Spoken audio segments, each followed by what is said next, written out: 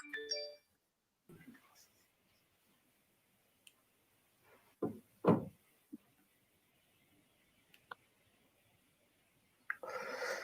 evening, everybody. It's lovely to have you with us tonight for our Connect group, continuing our series, The Challenge of the Cross.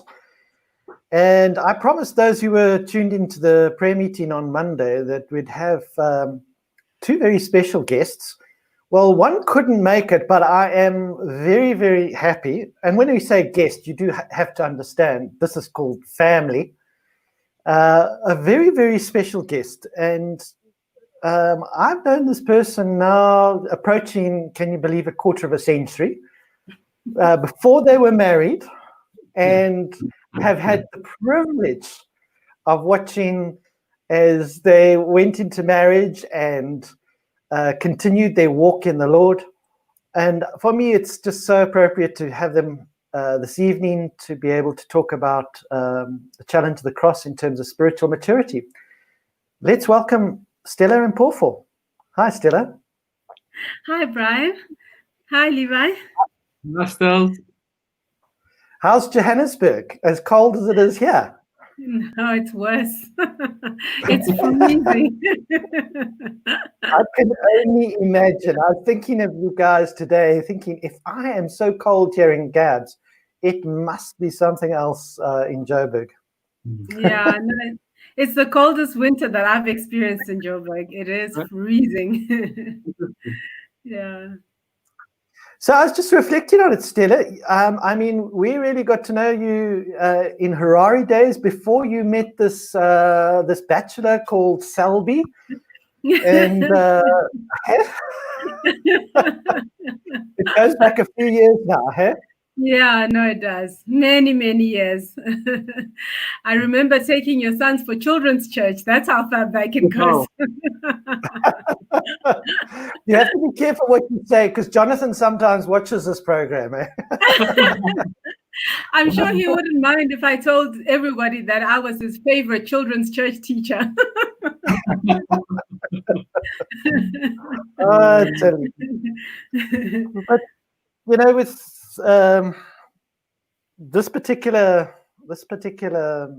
session that we're doing on spiritual maturity, again, watching the video, I was just so encouraged by what Mickey and Peter were sharing.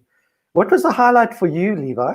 When Brian, I think for me, I was so excited when I watched the video, because you know, and I put it on Twitter and Facebook, and I just said the Christian world needs to hear this, because I think every Christian, we long for maturity, we long to grow, we long to be changed and become more and more like Christ. And you know, there's such misconception out there of how you become mature. And there's so many principles and techniques, but without that message that brings us to maturity, there's no hope for us to grow out of being babies. Yeah. But I think there's a lot of misconception about what is spiritual maturity. I mean, I think if you threw that out as a question in many Christian circles, I mean, let's list it, Stella. I reckon, what do you say? Having been to Bible college, do you think that would rate up there? Yeah. The Bible college. Yeah. Most people would say, hey, if they've been to Bible college, if they've been to church for 20 years, or, you know, if they're married pastor, or, you know, if they've grown up in a Christian home, it qualifies them to be spiritually mature. I think that is the misconception out there. Yeah. That somehow it's through, and you go through these stages of having done all the Christian things and the Bible college and how many years you've walked with the Lord. But do you know what's really struck me over the years is how you can find that some people can be in the church, regular attenders of the church, and for many years, and yet remain as babies. Mm-hmm. And others can come in and grasp the gospel, the clarity of the message of the cross, see that need to lay their lives down and to embrace the plan of the Lord and all that comes with it on God's terms. And you just see these individuals growing at an incredible rate. And when you talk spiritual things with them, I think one of the things that came through for me from the video was a spiritually mature person is one who's able to discern right from wrong, discern what the plan of the Lord is. And you see that, and you can see it in what you would term a baby Christian, because they're baby in the sense of they haven't been in the Lord a long time, but you compare them to somebody who's been in the church for a long time, and yet they live their own lives, they have their own agenda, and Christianity somehow is tagged on to that. Yeah. That's quite right, Brian. In fact, earlier on, when I was just reflecting on Christian maturity, I was just thinking, if you are like just me, like, a young lady, and you desire to run a marathon, for example, and, you get a few DVDs or whatever in terms of training, but you sit on a couch and you watch all the DVDs. You watch them day in and day out. You see how they're doing things, all the advice. You totally agree with it. You think it sounds right. They'll even tell you what to eat, how to train, etc. And you agree with it. But all you're doing is you're watching DVDs. You're watching, how other people are training. You're watching, you're listening. Even though you're agreeing with it and, it sounds right, you yourself are not training. Nothing is happening in your life for you to prepare for that race. It's like you are just sitting there watching other people, watching what's happening. And come race day, you have absolutely nothing in you. You can't. I mean, if you're running a marathon, I don't think you can even do 500 meters because you have not taken heed of, that exercise or that training that you yourself needed to do. And I find that's what often happens, in church. A young Christian will come, will attend church diligently week after week. And all that's happening sometimes is you're just sitting, listening to the message, agreeing with it. It sounds wonderful. It sounds good. But that message never penetrates. It never does its work in you. You're never allowing the cross to work in you. All you're hearing is you're hearing the message, you're agreeing with it. It sounds great. It sounds wonderful. You're watching other people, like you say, join and they fly, but you're still wondering, how come I'm still sitting here and nothing's happening in my life? And often that's what happens because we're sitting, we're hearing, but not allowing the work of the cross to take place in our lives, not allowing that gospel to really, have its way in us. We're not embracing what we need to embrace. And oftentimes then we stay like spectators and we just watch, never growing, never changing. And, after 20 years, we are still the same. And that is the saddest part sometimes. Yeah. And even talking to other people about the DVDs and saying you should watch this DVD. Exactly. But that's the thing, is that we can have everything as Christians, the Bible, we can have, church, we can have everything, but unless there's that surrendered heart, we're going nowhere.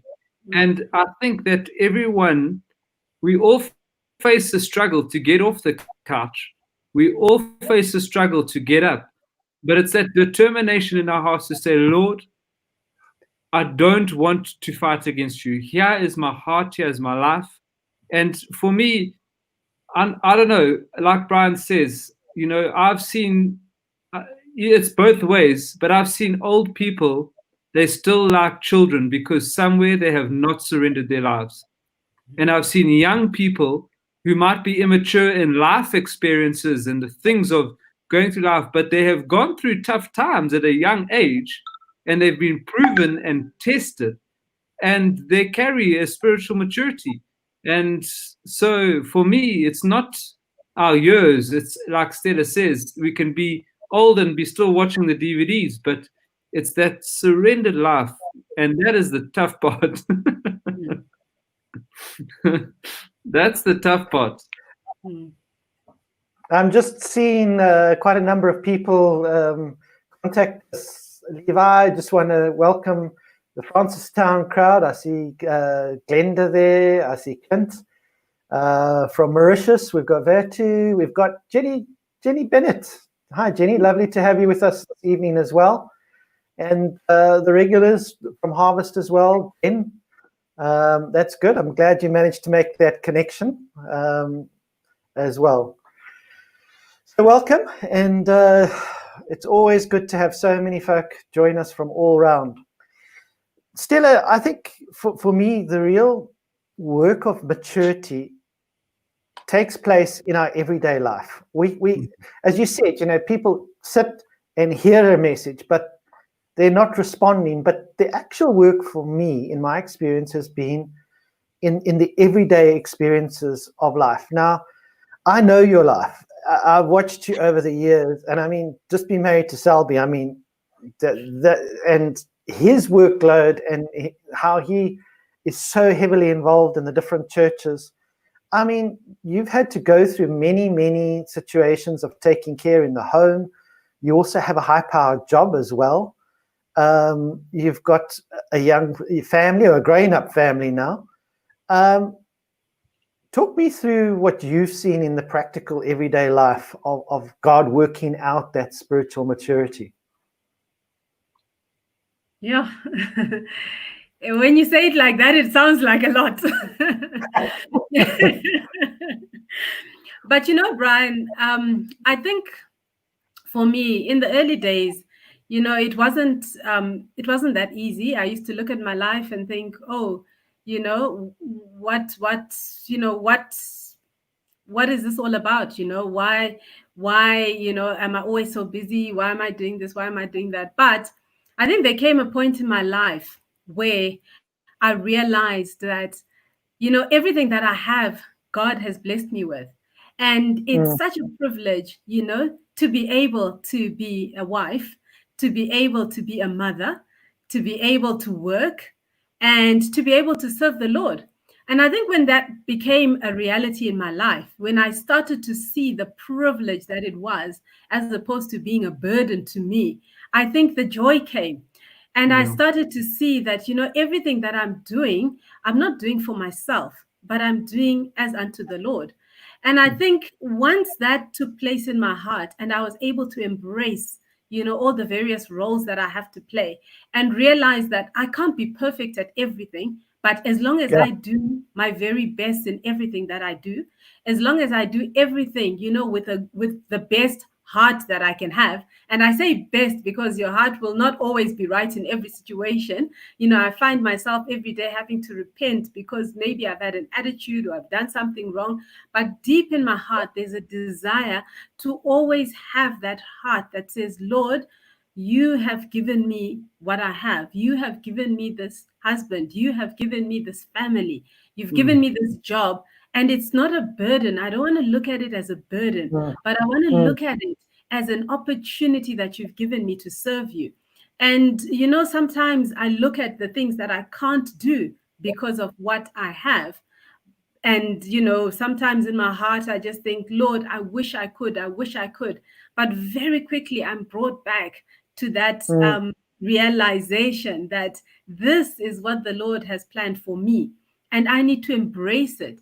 And when I embrace it, it just looks so beautiful. The times when in my heart I'm feeling, looking at others, comparing, that's when you start to have a bit of, you're on shaky ground. But the minute you go back and you embrace what the Lord has given you, I promise you, it's like suddenly you don't see it. I actually don't see the burden in anything because, each day I just see the grace of the Lord taking me through. I don't know how he does it. I just see myself managing and coping.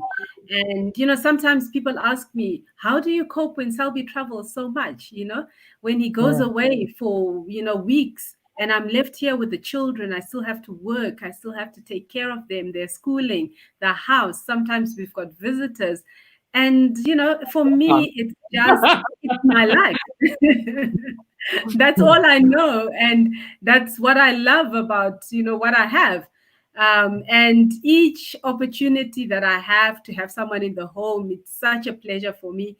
Each opportunity that I have to go and watch my children play netball, it's an opportunity. So everything, I look at it and I think it's an opportunity to serve the Lord. And that's how I look at it.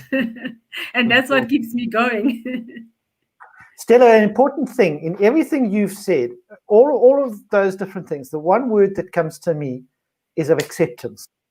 You've accepted what the Lord himself has put before you. Yeah. And so many times that's not actually the case in many Christian lives, that somehow it's more spiritual to be at that church conference. It's more spiritual to be at every meeting rather than actually, I need to be with my kids in this situation. I need to be taking care of the home and the visitor while Selby's able to go off and do a prayer meeting or whatever else. So what I'm hearing is that acceptance and seeing it as the Lord himself giving you. And more than that, you've gone from acceptance to embracing. Acceptance is, okay, I'm going to submit. Embracing means you actually put your whole energy into it. And that's what I'm hearing. Yes, I mean, it's actually quite difficult, Brian, when you think of it. Like, you also want to be at every meeting. You also want to be at home, so you don't want to miss out. You hear what's happening in other people's lives, what's happening in the meetings, and you think you want to be there. And, sometime in the past, I used to also think, why am I not there? But to be honest with you, once you accept and once you embrace what you have, you no longer sit and have that desire, in a way, if I can call it that. You look at where you are. If I'm sitting with the children doing homework with them on that Monday night, I'm focused on them. I'm giving everything I have because I know that this is where the Lord needs me for now. And if I'm able to, I can still connect to the meetings that I can. I can still go online and follow what's happening. I think everything is about the heart, where your heart is. And if your heart is connected and your heart is really embracing and it's accepted, the plan of God, you will not compare yourself or you will not wish for what you have, but you will live in the moment where you are and you will enjoy what it is that you are doing, knowing that you are doing everything as unto the Lord. Yeah. Levi, I mean, you've gone through the curve as a young family now.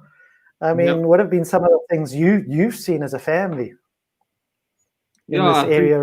The price just becomes greater, as Stella says. Before, when you first get married, it's only you and your wife. You only have to take care of yourself and your wife, and then it's another kid. And as you said, we're going to experience the second one on its way. Stella, we'll speak afterwards. Speak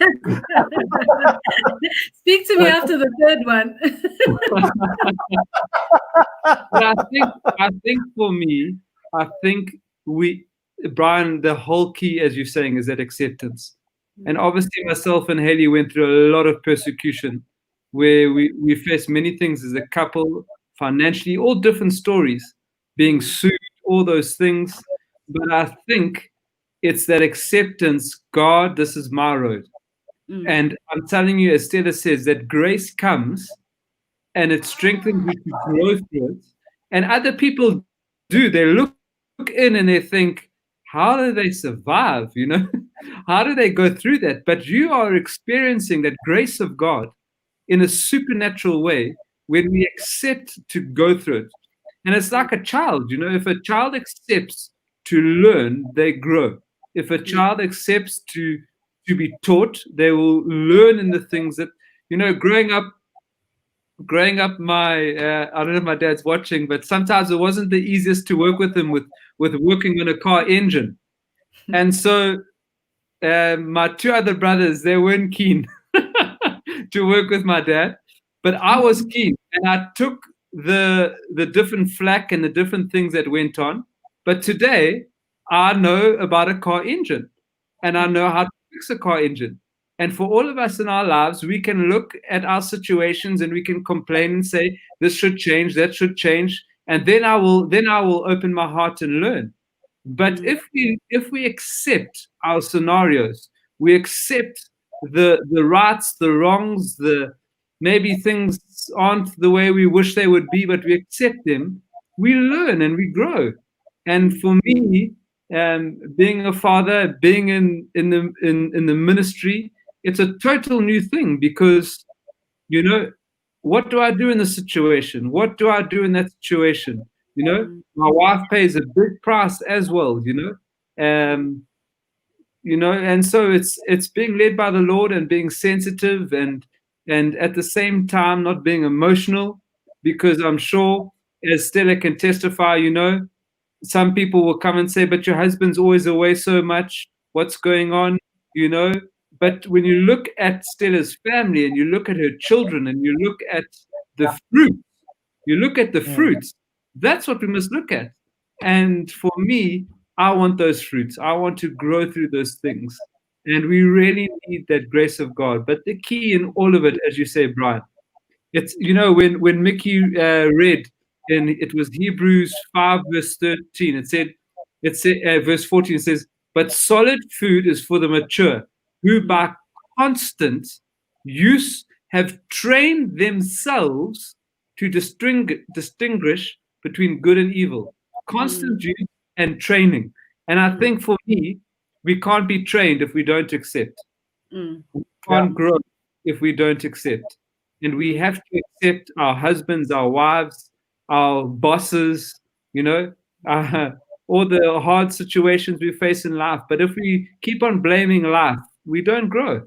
Exactly. If we keep on blaming, you know, our past, our parents were like this, or my dad was like this, or my mom was like this, we will go to the grave complaining against our parents. You know, sometimes I've met unbelievers, they're 80 years old, but they're still talking of experiences and the hard doings they were done by when they were 12.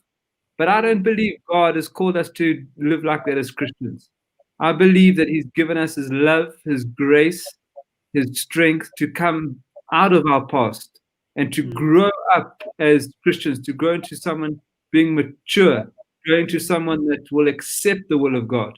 And I think for me, that's a work of God, Brian. Yeah. Stella, you said something I think really important as well about accepting that sometimes you can't make a meeting, you can't do this, but you can still remain connected. I mean, you spoke about, well, I can go online afterwards or whatever. And, you know, it just strikes me how blessed we are today compared with the road that we walked when we were having young kids. I can still remember going to church. I was leading worship, and Martine would take the kids outside and be taking care of the kids. We don't have the facilities we have now in the church of, live stream to TVs and all of that. She'd literally be taking the kids out onto the fields, looking after them so that I could lead worship. And but there was a heart behind it. And the temptation then was, well, why even come? Why not just stay at home and look after the kids there? And Martine was just saying, no, I want to be there. I want to be part of what's, even if I can't be in the meeting, I want to be part of it. And I think that brings the other aspect I picked up from what you were saying, Stella, about whatever you're doing it as unto the Lord. So if it's running kids to the school, it's not just doing a task. You're doing it as unto the Lord. And even though it's stressing you out and all of this, it's working something out in you, and that character of Christ comes through as that cross works. Yes, no, definitely, Brian. If you don't see it as working unto the Lord, you'll see it as a chore, and it will be a burden. And very quickly, you'll give up, because you'll just be looking at everything that you have around you as a hardship, when in essence, I think it's actually a blessing, you know? And I think that's where the change in perspective comes, where you actually see what you've got as blessings, and you see how you giving your life to them is your service to the Lord. And that's where I think the perspective changes, because oftentimes we look at what we want to do as people. We're so selfish because we want to just have the time to ourselves to do what we want and to serve the Lord in the way that we want. And I think that's what distinguishes, again, someone who's, maturing, who understands that, my life is for the Lord, and my time, should be spent in pleasing the Lord, and, being able to give of yourself and to die, to what your own desires are, and to do what pleases the Lord. So I think it takes time for you to actually learn and to grow through that. But when you get to a place of really seeing what it is that you have, that the Lord has given you as a blessing, and you see everything that you are doing as being a service to the Lord, that's when it stops being a chore and you're able to do it, with joy, like you're saying. But it's a real change in perspective. Yeah. What do you find, Stella, just the juggling of everything? I'm sure there are many folk watching, and I think you're a good example simply because we've run through the checklist. Married to Selby, traveling guy in the ministry, high-powered job, 3 kids, all of that. How that the juggling of your life and serving the Lord in it, is there anything you can share apart from what you've already discussed that might help some of the other moms out there that find themselves in a similar situation?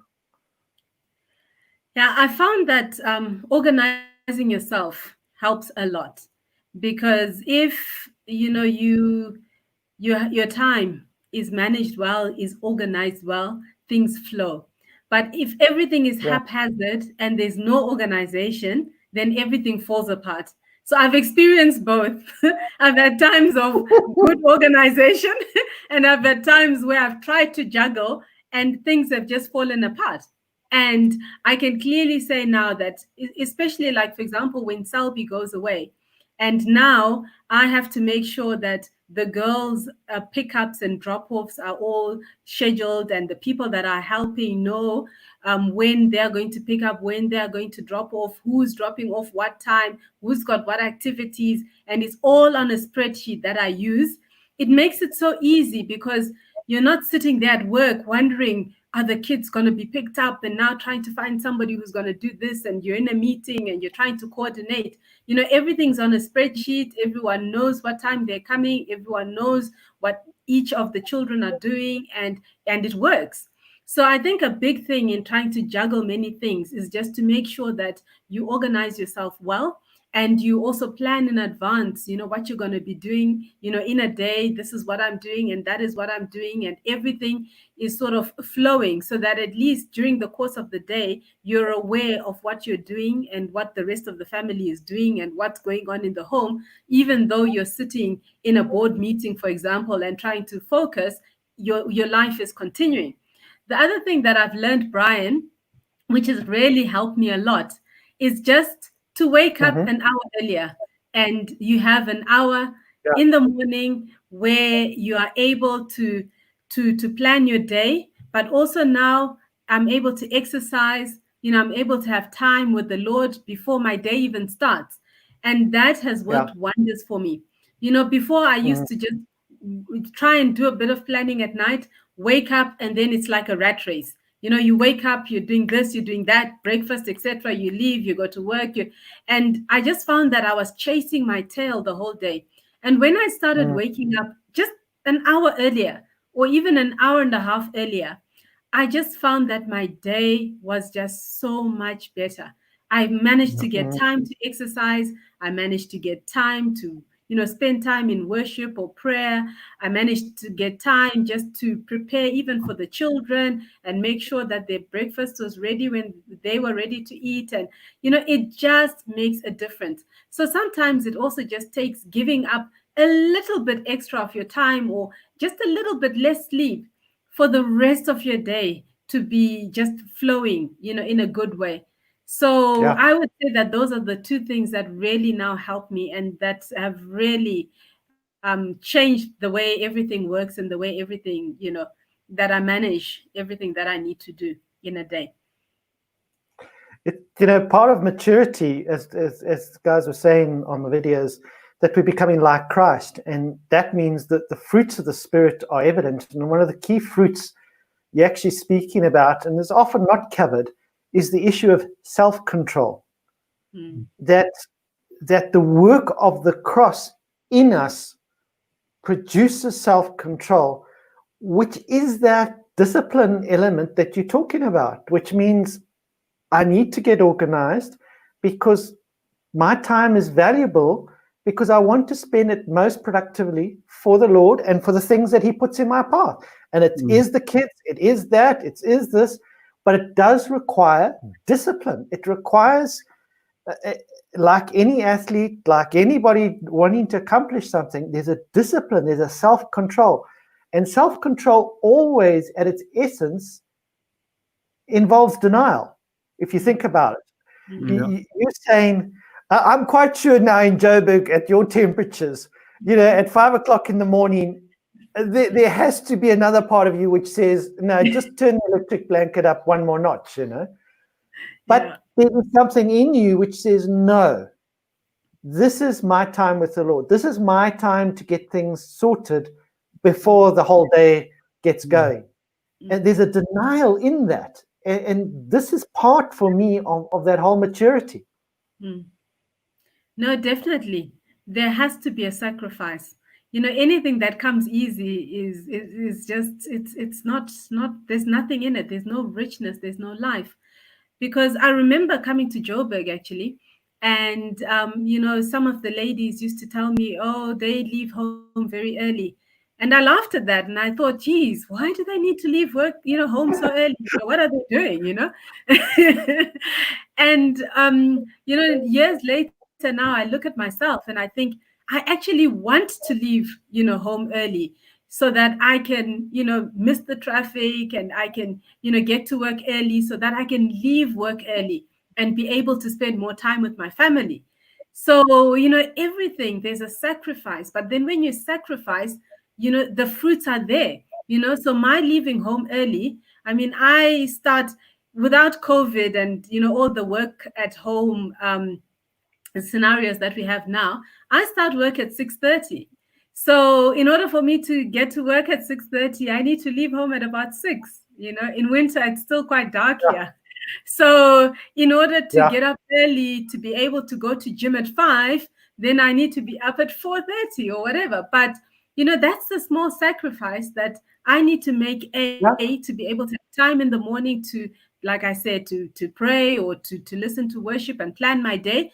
But all that will enable me at the end of the day to have more time for my children, because I'm spending less time in traffic and I'm spending less time, caught up with everything else. I can spend time with them. I can do homework with them. And then later I can have even more time, for myself to rest. So whilst it's a sacrifice, yes, but you enjoy the fruits of that sacrifice, which makes it all worthwhile. So I think sometimes we get caught up in the sacrifice. We get caught up in the difficulty. We fail to see that there's life in the, after you've suffered, then there's the life that comes. Then the benefits of that sacrifice that you've made.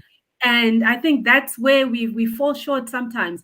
We're so afraid to go through the suffering because it's so hard and, it's painful and it's not easy on the flesh. Like you said, waking up early is not easy. But when you see the fruits and the benefits of it, I promise you'll want to do it over and over and over again. For sure. Just a reminder for those who've joined us, you are listening to our Connect group on Challenge of the Cross, where we really encourage everybody who's participating to listen to the video links that we send out, as well as read the book. Our aim is not to go through scripture after scripture. That we're looking to you to go through, because part of it is for you to get that opportunity to get into the word for yourself, go through the scriptures that are there, listen to the video. This, on a Wednesday, we're really just going through the practical application of it. And just remember, if you want to send us questions, please send them on that WhatsApp number that's on the screen. And we'll be taking some questions just now. Levi, did you have something to add to that?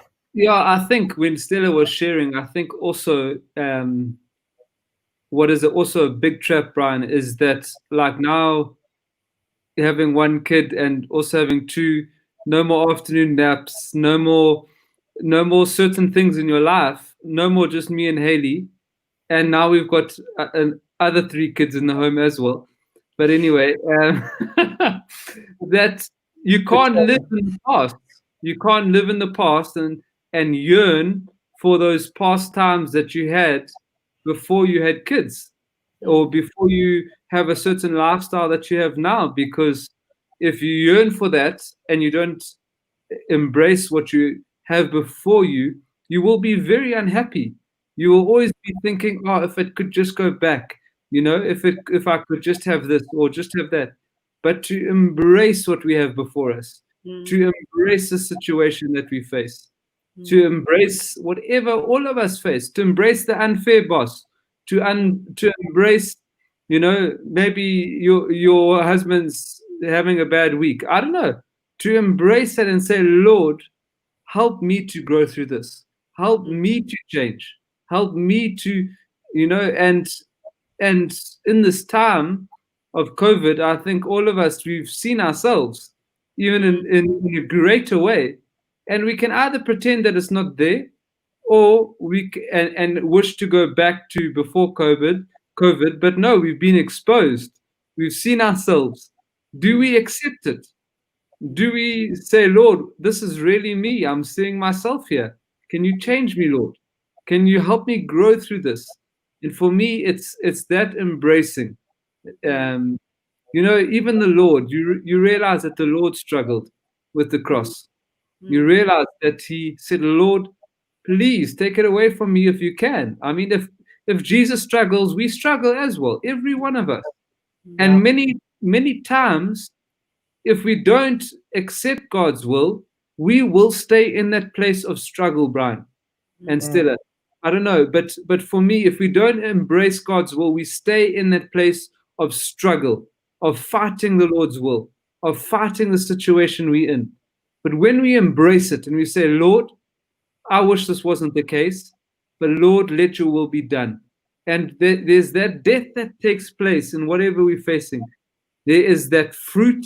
There is that resurrection. There is that changed life, And for me, that's when you taste of that, we just, Lord, help me continue to embrace what I have before me. Otherwise, we get into self-pity. We get into justification. We get into blaming other people around us or our past, or I don't know, all sorts of things. But Lord, help me accept. And I'm telling you, the grace of God is so powerful. For all those listening, the grace of God is so powerful for every one of us to come through, to have that life, And I don't know, Brian, for you also, you've walked a different road to many other people. You in another country, not in your home country. You're involved in the corporate world, and you're an elder in the church. I'm sure, and you had a family. I'm sure for you that was a great challenge. Yeah, I think I can relate so much to Stella, because in that corporate world, which can be really topsy-turvy at times, a lot of pressure, left, right, and center, and yet in it, what the Lord is looking for is a heart to serve Him. And certainly for me, that scripture, seek ye first the kingdom of the Lord, and all these things are added. I've seen it time and time again. As we serve the Lord, He makes time for everything. It's just amazing. And He brings order to our lives. I see my nene writes here, wow, great testimony, Stella. I'm so encouraged by your life as a young lady who desire to serve the Lord and be able to manage my home in the future. And yeah, I'm glad that's an encouragement, because that order that Stella was speaking about is so important. And I know it's the same in my own testimony, is that God brings order to our lives. And that is a reflection of that maturity. I look at the life of Jesus. It would be so easy for Jesus to have got consumed by many things in his time of ministry. Who wouldn't have got excited about all the miracles? Turning water into wine, healing the sick, walking on waters, and all of those amazing things. He could have so easily become consumed in those things, but he didn't.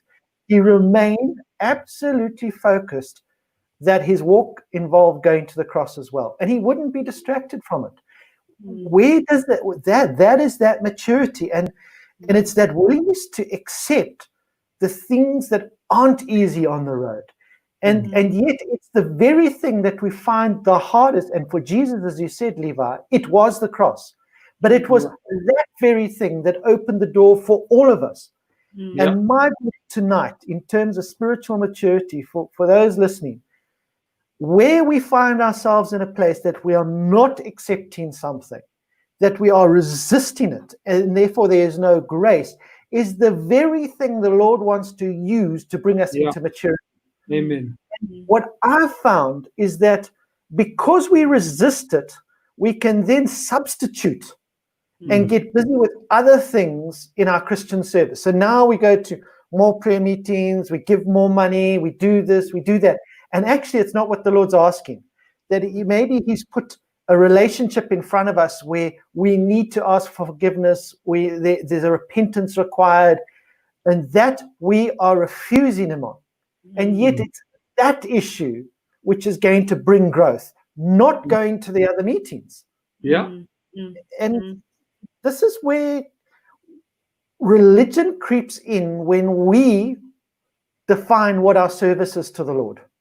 Rather than him saying, I'm the potter, you're the clay. Actually, all meeting attendance doesn't matter one bit.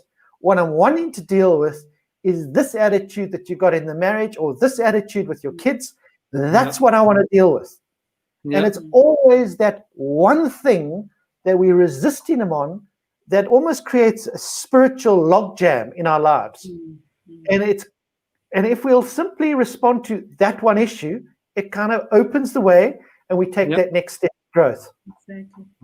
For sure, Brian. For sure. If we don't, there's certain things in our lives that the Lord deals with, and unless we accept them, we get stuck. Because we become, the story of Mary and Martha is such a, I'm sure Stead has taught that in children's church many times, but it's such a simple story, but it's such a hard story, because it's so easy that we can get so busy with so many things and go away from being at the feet of Jesus, because it's harder to be at the feet of Jesus. It's harder to be in that place, because there God is showing you yourself. We must understand, when we're close to Jesus, we see more of ourselves. It's easier to get busy and to do many things, and to forget we need to be at the feet of Jesus. And for me, Brian, my heart beats for the freedom the Lord has for my life and for those in the church. It breaks my heart when I can see someone struggling maybe with something in their lives and they're not letting go, and you see that spiritual death occur to them more and more, and they stop growing. They go backwards. Whereas before, if something happened, they wouldn't react, they would have faith. But now, because they're holding on their lives, something happens, they react, they have no faith. And I think that's not God's place for us as Christians. We all have our weakness. We all have times where we throw the toys out the cot. We all have times where, we react. All of us. No Christian does not react. But what are we going to do from there? That determines maturity. What are we going to do from there? Are we going to accept it, embrace it? This is me, Lord. I have a problem with this, or I have a problem with that. Change my heart, Lord. I'm putting it all in front of you. I'm I'm laying it down, Lord. Please, Lord, do your work in me, and God will be faithful in all of our lives. Stella, coming back to what you were sharing earlier on, in these multiple roles, it's also finding your place in what the Lord has for you. Because if you look at another person's life and what they do and how they serve the Lord, it can become quite confusing. And I find this maturity thing is when we see our own place in the church, in our families, and there's an authority in it as well, that I see my place. I'm not trying to take another person's place. That's in the home, that's in the church, that's in my work environment. And I think we've all seen what happens in the corporate world when there's no order. It's chaos, but it's the same as true in the church. It's the same as true in the family. That it's the work of the cross that helps us to know this is my place and this is my responsibility, and to accept that. Has that been your experience? Yes, it has. And it's actually a very big work, because oftentimes, our place is not really where we want to be.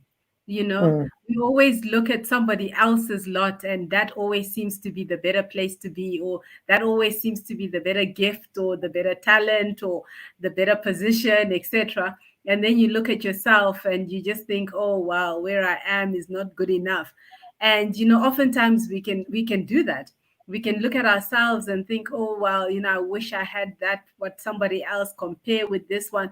And I think as you grow and as you mature, you realize that the place where I'm at is the perfect place. And whether it's at work or at home, where I've come to accept, like we said at the beginning, my place in the home, for example, and realize that Selby is there, and he's got his place in the home. Suddenly everything works and everything fits. And I think it's been a slow growing for me to realize that.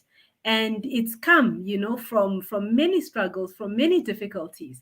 But now I've realized that when you see your place and you see where God intended you to be, it just fits so perfectly. And you're not under any pressure to be what you're not, or to be who you're not, to say words that you shouldn't say.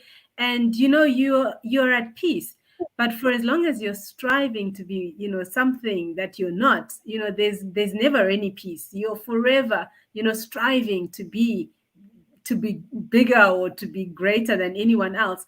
The biggest place I've struggled actually has been at the office, where you look at your peers and you look at where they are, and you start to compare yourself and everything. And you look at where you are and you think, oh well, maybe I'm not going as fast as I should be, or whatever. But after realizing that no, the Lord has brought me where I am for a reason, after seeing all the miracles that the Lord does there where I am, after seeing how the Lord uses me in the little things that I do, in the place that I am, you start to actually accept that this is the right place for me, and I don't want anything else. I don't want anyone else.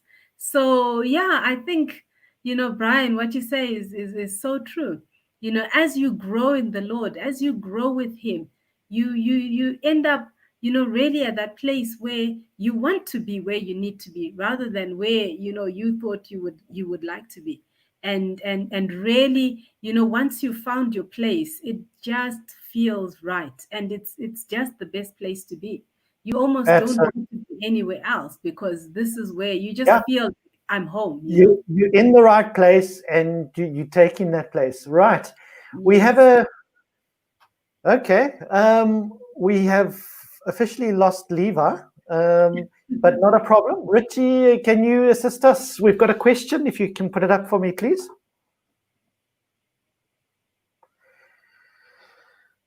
As a Christian facing difficulties, how do you accept and embrace the cross and the work of God in your life as far as spiritual maturity is concerned? I think for me here, the spiritual maturity comes as the result of accepting that work of the cross. Just keep the question up. So it's, yeah, thank you. So welcome back, Levi. Thanks, guys. We've just got a question here. So for me, the maturity is as a result of accepting the work of the cross. So let's understand that. And then the issue of acceptance, and I think we've spoken a lot about that tonight. How do you accept? I think for me, it's asking God to put a clear revelation in my heart about what he wants to do.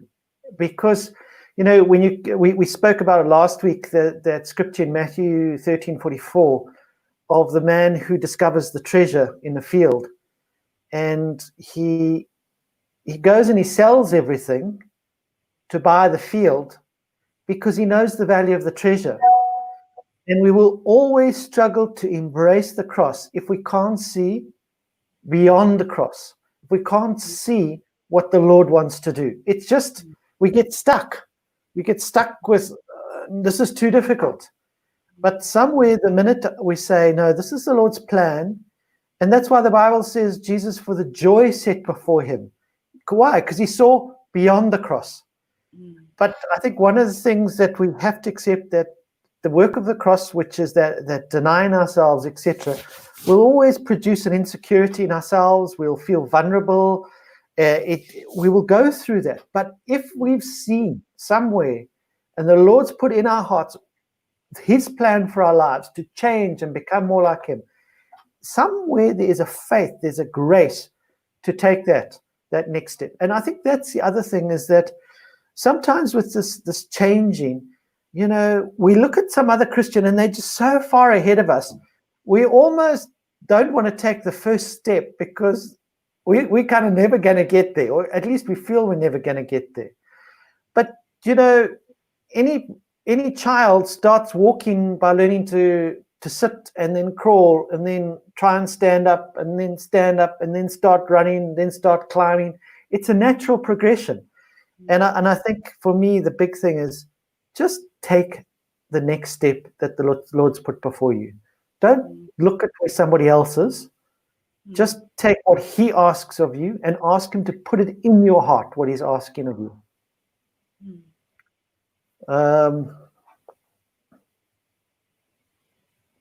That's what I would be. Yeah, I think for me, Brian, as you're saying, I think, you know, scripture comes to heart in Acts 20:24, and it says, however, I consider my life worth nothing to me. My only aim is to finish the race and complete the task that the Lord Jesus has given me, the task of testifying the good news of God's grace. And I think for me, if we consider our lives dear to ourselves, and we will not accept things that come our way, we will always be in protection mode, where we're protecting our lives and protecting ourselves against hardship, against, I don't know, financial troubles. We're always protecting ourselves. But here Paul says, I don't count my life dear to myself so that I can finish the race. And I think we will never accept the things that come our way if we protect ourselves. We will never accept the dealings of God if we want to protect ourselves. Just today I was facing something.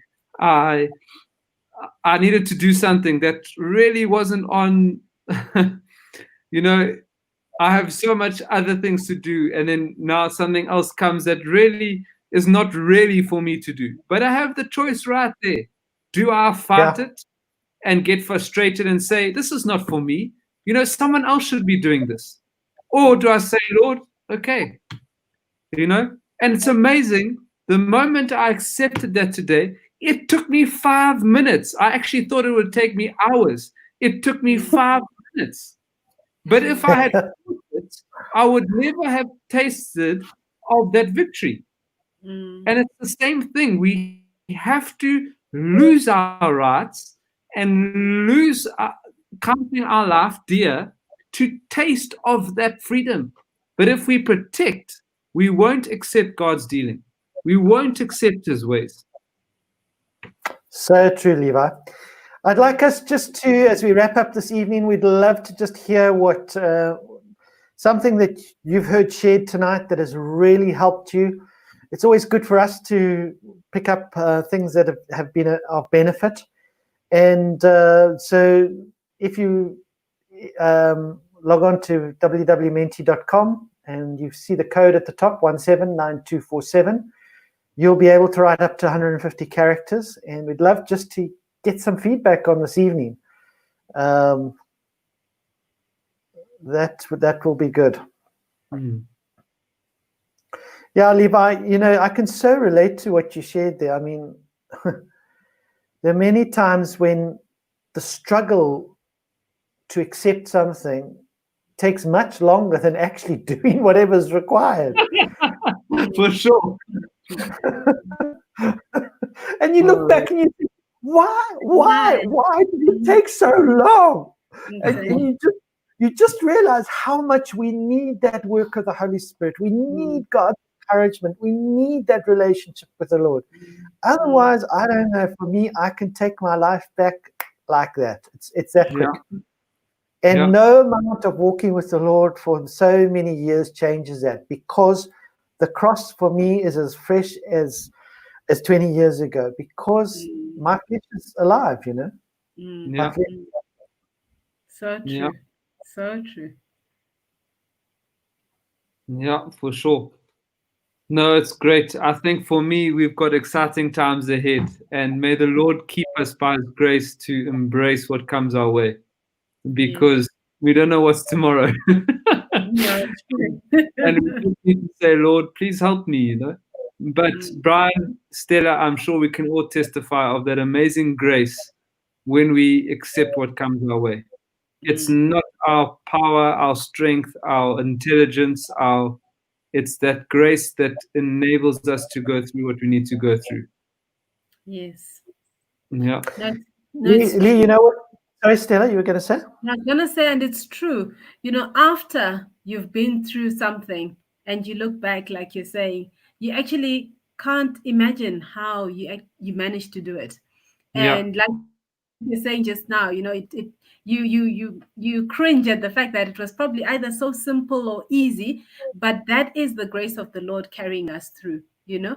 And the more we experience that grace, the easier it becomes for you to accept the next and the next and the next, and we grow. So yeah, the first time is not easy, but I think the subsequent times we learn, and hopefully, you know, we grow in our lives. Yeah. I am convinced the shaking that we're getting at the moment with COVID lockdowns, and I mean, what this time we've just had this weekend here in Gabs with emergency lockdown, then release, all of that. The Lord is using that to prepare us for times that lie ahead, where we need much greater flexibility to move with him and to respond. And I don't know about you, but it's really worked me sometimes what we've had to go through, and learning to accept something that's not easy to accept.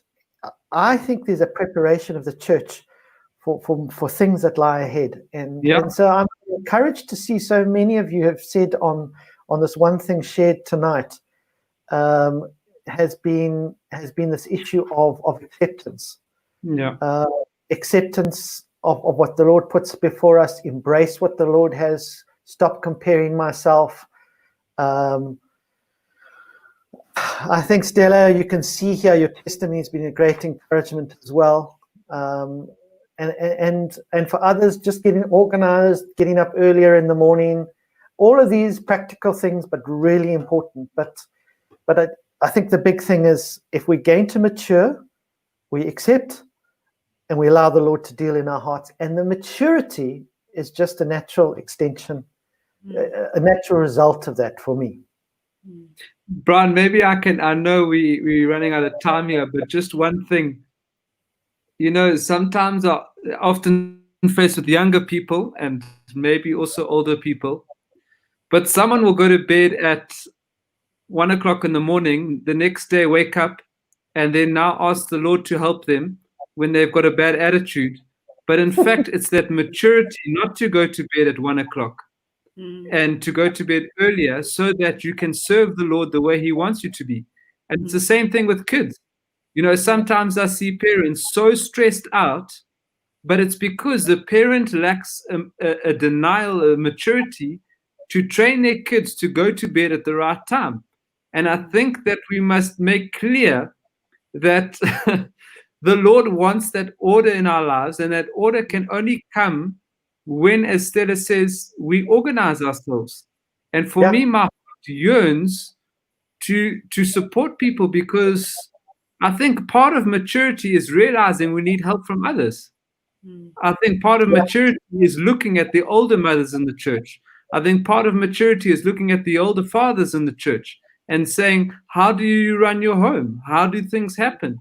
You know, maturity isn't having everything together ourselves all the time. It's reaching out to others and saying, I need help. How do you do this? How did that happen? How does your kid go to bed at 7 o'clock or 8 o'clock and sleep? You know? And so for me, I think maturity is also seeing our need for others in our lives. Absolutely. Absolutely. Yeah. Right, I'm going to go out of that screen.